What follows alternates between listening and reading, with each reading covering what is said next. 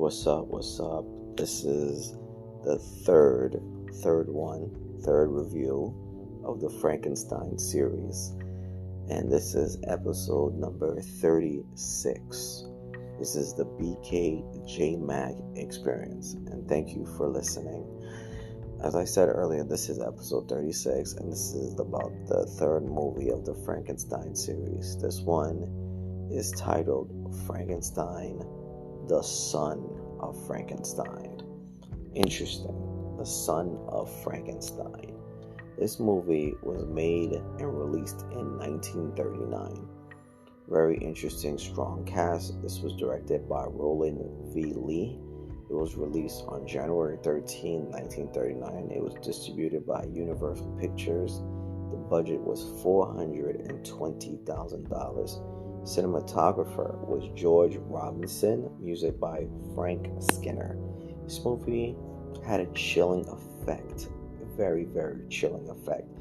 And it's really about plot and revenge. And the monster being caught in the middle of it. Very interesting. So, let me read you the synopsis. Before I go into the synopsis, it's been rated at 95% on Rotten Tomatoes. It's on Peacock, so please watch it. It's a great movie. Now, here we go. Baron Wolf van Frankenstein is determined to prove the legitimacy of his father's scientific work, thus rescuing the family's name from disgrace. With the help of Igor, a grave robber, Wolf successfully reanimates the monster his father originally brought back from the dead. But when several villagers are killed mysteriously, Wolf must find the culprit in order to vindicate his creation or face the possibility that he may be responsible. Interesting. So they were townspeople being murdered all suddenly. Before the monster came to life, 6 people were already murdered. So what happened? Who killed those 6 people? And it's funny, ironically, Igor, the grave robber, basically, he's basically being put to hang. He was hung, but then he survived. And the people wondered, well, if he survived and he was spared life, what was going to be in this man's mind?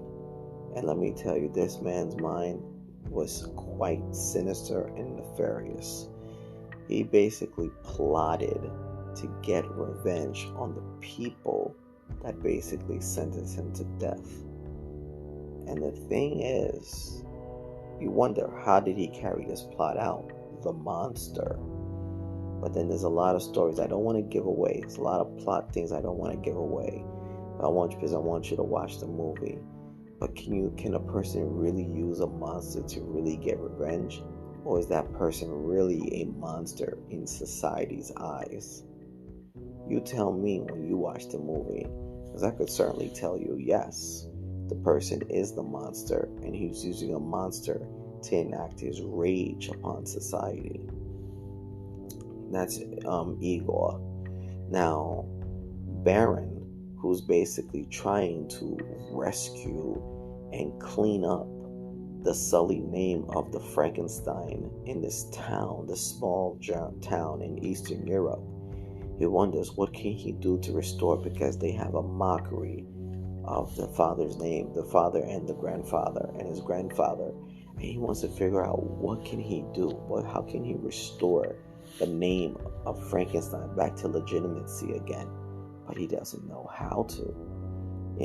He thinks maybe if he brings back the monster and basically reprograms the monster into something of a good force, then maybe, and just maybe, the monster can be a saving grace for the name of Frankenstein, as opposed to the creator of all monsters. Now, let's be honest. It's a huge undertaking, and I don't know if Baron is up to the task of fulfilling this order. So this movie plays out in many different ways: revenge, anger, and becoming a monster. Now, the son of Frankenstein he has a son, and the goal is to restore order to the name of Frankenstein, so that one day the young lad, the young Frankenstein, could inherit the throne and basically continue to restore the good name of the Frankenstein in this town. However, that is not the case, and things take a wrong twist. This movie is very thrilling. The shadowy figures of the monster, the way the murders, the kills are done, it's very sinister. It's not grotesque violence. Because let's be honest, in horror movies these days, all you see is grotesque violence. People getting maimed in the worst kind of way. I don't want to see that. That's not scary. It's disgusting. It makes you turn your face. This movie does it in a very elegant way. And that's why this movie is still remembered to this day, from 1939. There are interesting stories and plots. Does the monster get finally destroyed? There were 2 attempts to destroy the monster, but he's still here and he's still around. We'll never know if the monster was fully destroyed in this movie as well. But let me tell you, Boris Karloff does a wonderful, bone-chilling job as the monster. He controls the room, the scenery, the lighting. It just makes you feel like the monster's presence is always around, always omnipresent. And this movie, the themes, especially they use the reference the Great World War I that was around in the early 1910s, and the looming World War II that's about to emerge, that's about to break out in Europe.